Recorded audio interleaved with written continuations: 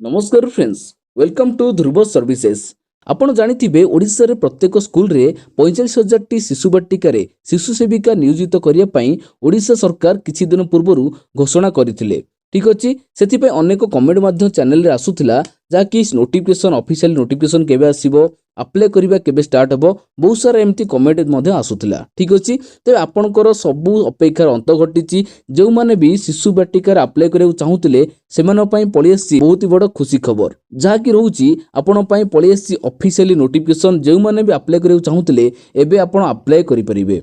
तेबे जो notification T आसीछि से ऑफिशियली नोटिफिकेशन रे पूरा संपूर्ण डिटेल्स को जाईछि, केउ माने अप्लाई करिवे, केउ माने अप्लाई करि परिबा नै, एवं काम आपण कोन करबो संपूर्ण डिटेल्स से नोटिफिकेशन आपणकर आसी जाईछि। ठीक अछि, ते आपण जदि जानिया चाहउछन्ती वीडियोटी को प्रथम रो शेष पर्यंत निश्चय देखंतु। वीडियोटी पसंद आथिले वीडियो गोटे लाइक करी शेयर करंतु एवं चैनल नुआ करथिले चैनल को सब्सक्राइब करी ऑल नोटिफिकेशन बेल को प्रेस करि दियंतु। चलंतु वीडियोटी को स्टार्ट करिबा। ठीक अछि, ते आपण देखि पारुथिबे जो ऑफिशियल नोटिफिकेशन आसीछि ता आपणकर संवाद जो आपण न्यूज पेपर अछि। ठीक अछि, संवाद न्यूज पेपर ऑफिशियल नोटिफिकेशन रे जहा भी डिटेल्स थिला से ओडिया माध्यम रे संपूर्ण डिटेल्स आपण को कहि दैचंती। ठीक अछि, आपण बहुत सारा पिला आपणकर इंग्लिश रे कंफर्टेबल हो नथिले बुझी परिया पई। ठीक अछि, सेति पई आपण पई बहुत ही सुविधा हो जाईछि जहा कि संवाद न्यूज पेपर आपण देखि पारुथिबे 20 तारिख रे आसी जाईछि गोटे नोटिफिकेशन जहा कि पूरा से ऑफिशियल नोटिफिकेशन जहा भी थिला संपूर्ण डिटेल्स सेम डिटेल्स आपणकर गोटी गोटी करी से बुझी दैचंती। तेबे आपण ए ऑफिशियल नोटिफिकेशन रो कोन रहितला डिटेल्स म आपण कहि दउछि। देखि पारुथिबे शिशु सेविका नियुक्ति नै आसिला नियमावली। ठीक अछि, जो गाइडलाइन रहितला नियमावली आसी जाईछि। शिशुंको कथा बुझिबे, शिक्षित होइथिबे। ठीक अछि, जे माने शिक्षित होइथिबे एठी आपण बुझि पारुथिबे शिक्षित ही आपणकर शिशु सेविका रे नियोजित होई परिबे। ठीक अछि, तेबे आपण कोन रहिछि डिटेल्स म आपण कहि दउछि। एठी आपण पूरा संपूर्ण डिटेल्स आपण एठी बुझि परिबे। देखि पारुथिबे भुवनेश्वर 20/8/2025 रे एई नोटिफिकेशन आसीथिला। राज्यर शिशु बाटिका गुडिकरे नियोजित सेवाकू जाउछंती शिशु सेविका। ठीक अछि, बा नियोजित हेबे शिशु सेविका। 1.5 मास तले मुख्यमंत्री मोहन चरण माझी एने नीतिगत निष्पत्ति नेथिबा बेले आज गणशिक्षा विभाग पक्षरु शिशु सेविका नियोजित पई बा आपणकर एहा नै आपणकर गोटे संपूर्ण निर्देशावली जारी होईछि। शिशु सेविका माने शिशु बाटिका पिलामानकू सहायता जोगेबा सह शिक्षकंक उपरे रहुतिबा अणशिक्षा कार्यर बोझ हल्का करिया पई बा करिबारे सहायक हेबे। एठी देखि पारुथिबे अणशिक्षार कार्यर बोझ हल्का करिबारे सहायक हेबे। एथुर आपण बुझि पारुथिबे आपणकर जे माने शिशु सेविका पई एठी आपण नियुक्ति हेबे बा जॉब पाइबे से माने कोनोसी शिक्षागत कार्य करिवे नै बा आपणकर ओनली अणशिक्षा कार्य करिवे। आपणकर शिक्षक माने जो माने अणशिक्षा कार्य करुथिले एवं शिक्षक कार्य करुथिले सेमानकर दुईटी जो कार्य रहउथिला ता देहरु आपण से मुक्त हेबे। आपण जे माने शिशु सेविका रे नियोजित पाइबे से माने अणशिक्षा दायित्व बुझिबे एवं शिक्षक माने शिक्षक दायित्व बुझिबे। ओके, बुझि पारले ए आपणकर मेन इंपोर्टेंट रहिछि शिशु सेविका काहे कि नियोजित करा जाउछि। ठीक अछि, एठी पूरा डिटेल्स से कहि दैचंती। शिक्षक माने केवल शिक्षा उपरे दृष्टि केंद्रित करिवे। ठीक अछि, ए आपण बहुत इंपोर्टेंट देखि पारुथिबे जेंति कि मु कहिली सेम रहिछि। ठीक अछि, शिक्षक माने केवल शिक्षा उपरे दृष्टि केंद्रित करिवे, आपण अणशिक्षार कार्य शिशु सेविका माने बुझिबे। ओके, तापरे शिशु बाटिका रे पिला संख्या को दृष्टि रखी शिशु सेविका नियोजित करा जिवो बा नियुक्ति दिया जिवो। ओके, आपणकर जेउ संख्या रहिबो आपणकर गोटे स्कूल रे प्रथम रु द्वितीय आपण आगु कहबी कोन कोन सिस्टम रहिछि एथरे ऑफिशियल नोटिफिकेशन रे। ठीक अछि, आपण पिलांकर संख्या को दृष्टि रखी शिशु सेविका नियोजित करा जिवो बा नियुक्ति दिया जिवो। ठीक अछि, विद्यालय स्तर रे विद्यालय परिचालना कमिटी बा एसएमसी। ठीक अछि, एहा गोटे कमिटी रही थाए प्रत्येक विद्यालय रे। एही माने जेही माने रहिबे ठीक अछि शिशु सेविका माननकू नियुक्ति करिवे। ठीक अछि, आपणकर जो नियुक्ति प्रोसेस रहिबो एई मानक द्वारा ही नियुक्ति प्रोसेस रहिबो। तापर कोन रहिला एठी आपण देखि पारुथिबे पिला माने जेपरि इयाडे सियाडे बुलिबे नाही एवं श्रेणी गृह रे सुरक्षित भाबे रहिबे सेविका माने ता उपरे नजर रखिबे। ठीक अछि, जो माने शिशु सेविका नियुक्त हेबे तांकर काम कोन रहिबो पिला माने जेपरि इयाडे सियाडे बुलिबे नाही, अळी अजड हेबे नाही, तांकू से सुरक्षित भाबे रखिबे बा तांको कथा से बुझिबे। ठीक अछि, पिलांको हाथ धुआ, खाइबा, टॉयलेट जिबा एवं श्रेणी गृह रे बसिबा आदि कार्य रे सहायता करिवे बा सहायता करिवे। ठीक अछि, ए आपणकर जेमति पिला खाइले तांको हाथ धोइबे। ठीक अछि, खाया पीबा कोन खाइबे केउ टाइम रे खाइबे। ठीक अछि, आपण टॉयलेट जिबा समय रे छोट पिला से भूलभाल करंती बा इयाड साइड पळांती तांको कथा से बुझिबे टॉयलेट कोड गले श्रेणी गृह रे केमति ସାଇଜରେ ବସିବେ ଠିକ୍ ଅଛି। ସେଇ ସବୁ କାର୍ଯ୍ୟରେ ଆପଣଙ୍କର ସହାୟକ କରିବା ପାଇଁ ଶିଶୁ ସେବୀଙ୍କର କାର୍ଯ୍ୟ ରହିବ ଠିକ୍ ଅଛି ବୁଝିପାରିଲେ। ତାପରେ କ'ଣ ରହିଲା ଦେଖିପାରୁଥିବେ ଯେମିତି ରହିଲା ପିଲା କାନ୍ଦିଲେ କିମ୍ବା ଅଝଟ ହେଲେ ସେମାନଙ୍କୁ ବୁଝେଇବେ, ଶାନ୍ତ କରିବେ, ବହି ଖେଳନା ଆଦି ବିଭିନ୍ନ ଶିକ୍ଷା ସହାୟକ ସାମଗ୍ରୀ ଯୋଗାଇବେ।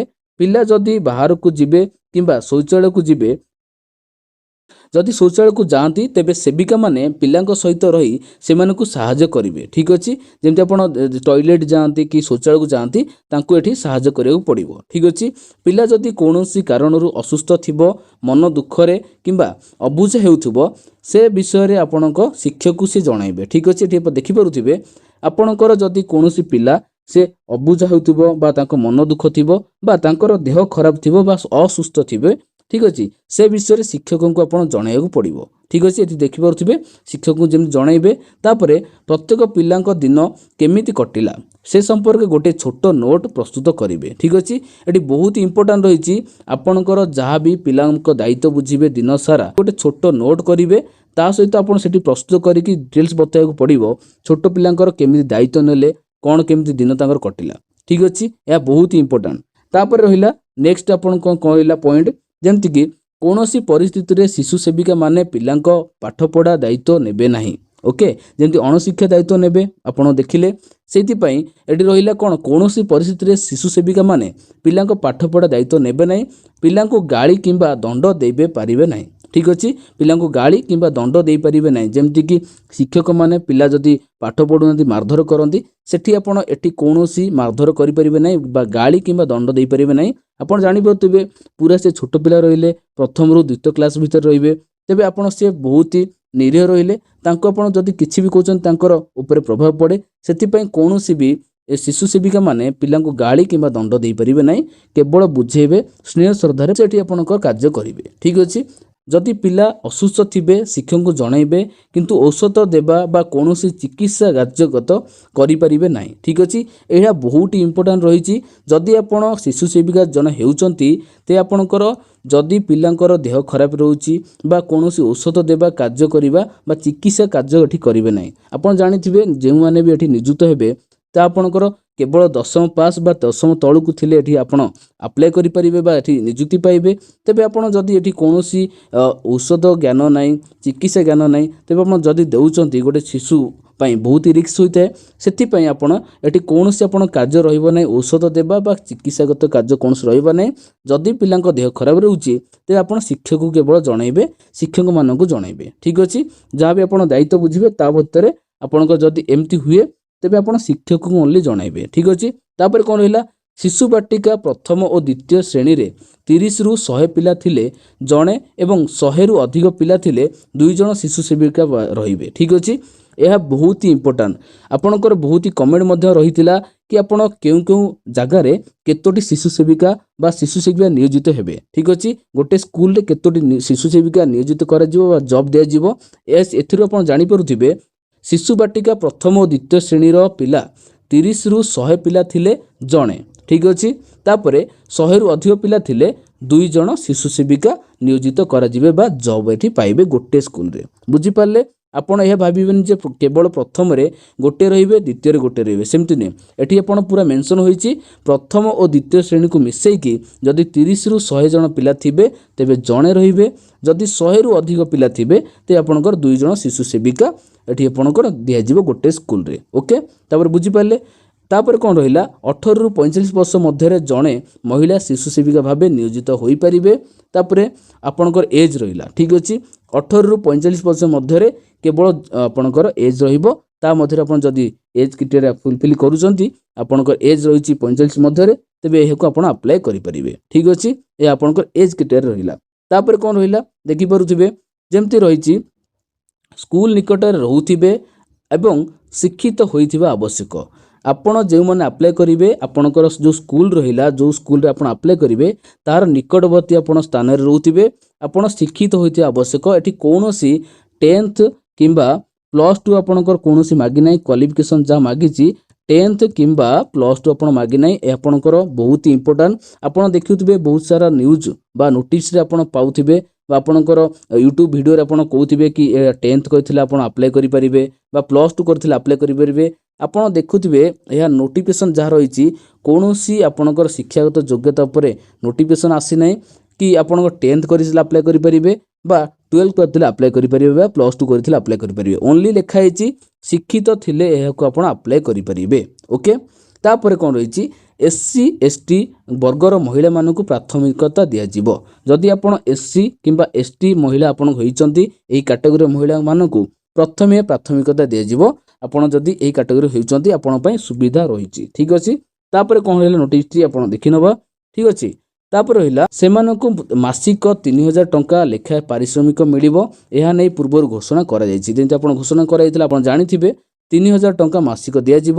ସାରା ରାଜ୍ୟରେ ପ୍ରାୟ 45,000 ଶିଶୁ ସେବିକା ନିୟୋଜିତ ହେବେ ବୋଲି ଜଣାପଡ଼ିଛି ବା ଆପଣଙ୍କ ପୂର୍ବରୁ ନୋଟିସ୍ ଆସିଥିଲା। ଠିକ୍ ଅଛି, ତେବେ ଏଇ ଯେଉଁ ଡିଟେଲ୍ସ ରହିଛି ଇଏ ପୁରା ଅଫିସିଆଲି ଆପଣଙ୍କର ଯାହା ବି ନୋଟିଫିକେସନ୍ ଆସିଛି ତାହା ଆପଣଙ୍କର ପୁରା ଓଡ଼ିଆରେ ସମ୍ବାଦ ପେପରର ଗୋଟେ ଆର୍ଟିକଲରେ ଏହା ବାହାରିଥିଲା। ମୁଁ ଆପଣଙ୍କୁ ଜଣେଇଦେଲି। ଯଦି ଆପଣ ଚାହୁଁଛନ୍ତି ଆପଣ ଆହୁରି ବି ଡିଟେଲ୍ସ ଯେଉଁ ଅଫିସିଆଲ ନୋଟିଫିକେସନ୍ରେ ଆସିଛି ଯେଉଁ PDFଟି ଆସିଛି 5ଟି ପେଜ୍ ଉପରେ ସେ PDFଟି ଆସିଛି। ସେଥିରେ ମଧ୍ୟ ଆହୁରି ବି ଡିଟେଲ୍ସ ଅଛି। ଯଦି ଆପଣ ଜାଣିବାକୁ ଚାହୁଁଛନ୍ତି ପୁରା ଡିଟେଲ୍ସଟି ଆପଣ କମେଣ୍ଟ ମାଧ୍ୟମରେ ନିଶ୍ଚୟ ଜଣାନ୍ତୁ। ମୁଁ ଆପଣଙ୍କର ସେ ଯେଉଁ PDFଟି ରହିଛି ଆପଣ ଗୋଟେ ସେପାରେଟ୍ ଭିଡ଼ିଓରେ ଆପଣଙ୍କ ଅଦର ଯାହା ବି ଡିଟେଲ୍ସ ଅଛି ସେ ମୁଁ ଆପଣଙ୍କୁ ଜଣାଇଦେବି। ଠିକ୍ ଅଛି, ଯଦି ଆପଣ ଇଣ୍ଟରେଷ୍ଟେଡ୍ ଅଛନ୍ତି ଜାଣିବା ପାଇଁ ଆପଣଙ୍କର କମେଣ୍ଟ ମାଧ୍ୟମରେ ଜଣାଇପାରିବେ। ଯାହା ବି ଡାଉଟ୍ ଅଛି ମୁଁ ଆପଣଙ୍କୁ ସେପାରେଟ୍ ଗୋଟେ ଭିଡ଼ିଓ ନେଇ ଆସିବି। ଠିକ୍ ଅଛି, ତେବେ ଏହା ଥିଲା ସମ୍ପୂର୍ଣ୍ଣ ଡିଟେଲ୍ସ ଯାହାର ନୋଟିଫିକେସନ୍ ରହିଛି ଅଫିସିଆଲ ନୋଟିଫିକେସନ୍। ତେବେ ଭିଡ଼ିଓଟି ଯଦି ଆପଣଙ୍କୁ ପସନ୍ଦ ଆସିଥାଏ ଭିଡ଼ିଓ ଗୋଟେ ଲାଇକ୍ କରି ସେୟାର କରନ୍ତୁ। ଚ୍ୟାନେଲରେ ନୂଆ କରି ଆସିଥିଲେ ଚ୍ୟାନେଲକୁ ସବସ୍କ୍ରାଇବ୍ କରି ଅଲ୍ ନୋଟିଫିକେସନ୍ ବେଲ୍କୁ ପ୍ରେସ୍ କରିଦିଅନ୍ତୁ। ଯାହାଫଳରେ କି ଆଗକୁ ଯାହା ବି ଶିଶୁ ସେବିକାର ଆପ୍ଲାଏ ହେଉ ଯେ ଆପଣଙ୍କର ଆପ୍ଲାଏର ଫର୍ମ ତ ଏବେ ଷ୍ଟାର୍ଟ ହୋଇନାହିଁ, ଆପ୍ଲାଏ ହେବାର ଷ୍ଟାର୍ଟ ହୋଇନାହିଁ, ତ ଆପଣଙ୍କର ଆପ୍ଲାଏ ଯେବେ ବି ହେବ ଆପଣ ତାହା ନେଇ ଗୋଟେ ନୋଟିଫିକେସନ୍ ଯାହା ବି ଆସିବ କେମିତି ଆପ୍ଲାଏ କରିବେ ତାପରେ ଷ୍ଟେପ୍ ବାଇ ଷ୍ଟେପ୍ ପ୍ରୋସେସ୍ ସମ୍ପୂର୍ଣ୍ଣ ଡିଟେଲ୍ସ ଏହି ଚ୍ୟାନେଲରେ ଆପଣ ପାଇପାରିବେ। ସେଥିପାଇଁ ଚ୍ୟାନେଲକୁ ସବସ୍କ୍ରାଇବ୍ କରି ରଖିଥାନ୍ତୁ, ଆପଣଙ୍କ ପାଇଁ ସୁବିଧା ହେବ।